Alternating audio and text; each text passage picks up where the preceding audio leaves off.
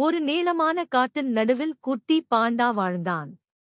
அவன் மிகவும் கல்யாணமாக இருந்தான், ஆனால் அவன் மனதில் ஒரு பெரிய கனவு இருந்தது. அந்த கனவானால் அவன் உலகின் மிகப்பெரிய மரங்களை காண வேண்டும் என்பதுதான். அவனால் எப்போது வெளியே போய் வெல்ல சாகசம் செய்ய வேண்டும் என்பது பற்றிய எண்ணம் அவனை மிகவும் உற்சாகமாக வைத்திருந்தது. ஒரு அழகான காலை குட்டி பாண்டா தனது நண்பர்கள் சிங்கம், எலி மற்றும் குரங்கு என்பவர்களை அழைத்தான். நான் ஒரு பயணம் செல்ல விரும்புகிறேன். உலகின் மிகப்பெரிய மரங்களை பார்க்க வேண்டும். என்னோடு வருவீர்களா என்று கேட்டான்.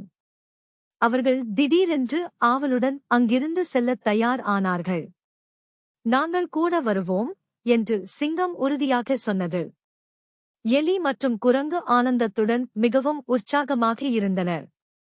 அவர்கள் பயணத்தை தொடங்கினார்கள்.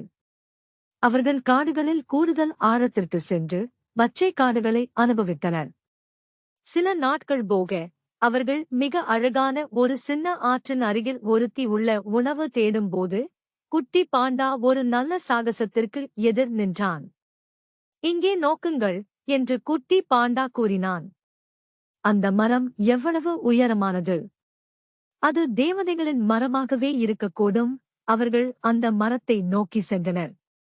மரத்தின் கிளைகள் வானத்தில் பறந்து விரிந்திருந்தன. நாங்கள் அந்த மரத்திற்கு ஏறி பார்க்க வேண்டும் என்று குரங்கு கூறினான். குட்டி பாண்டா பயந்ததால், ஆனால் அது மிகவும் உயரம் என்று அடும்படியாக கூறினான். எல்லோரும் ஒன்றாக இருக்கும்போது அவர்கள் ஒன்றாக மரத்திற்கு ஏற முடியும் என்று உறுதியாக உணர்ந்தனர்.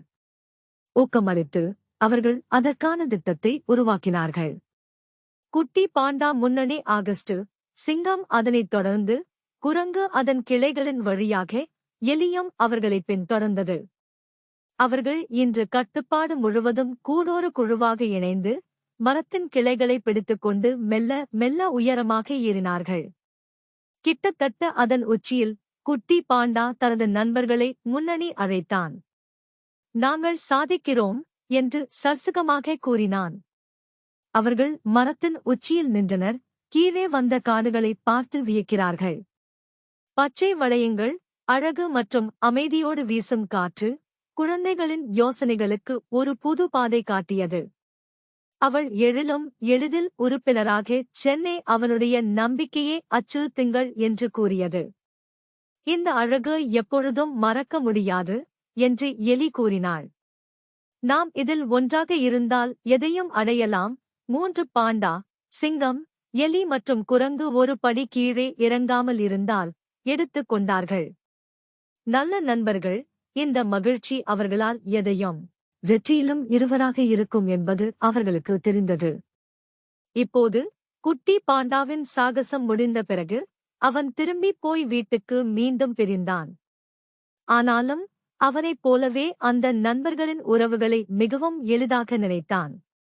நாங்கள் மீண்டும் ஒரு நாளில் இந்த மரத்தினை நேரில் பார்க்க வேண்டும் என்று அவரா சொன்னதைக் கேட்டா அவர்களின் கனவுகள் இன்னும் முன்னேறும் என்று நம்பினான். பாண்டா மீண்டும் தனது வீட்டிற்கு வந்து உள்ளம் நிறைந்த மகிழ்ச்சியுடன் உற்சாகமாக இருந்தான். எங்களுடைய சாகசம் நாங்கள் ஒன்றாக இருக்கும்போது சிறந்தது என்று அவன் நினைத்தான். அந்த நாள் அவருக்கு புரிந்தது. கனவுகள், சாகசங்கள் மற்றும் நல்ல நண்பர்கள் சந்திக்கும்போது வாழ்க்கை எப்போதும் அழகாக இருக்கும்.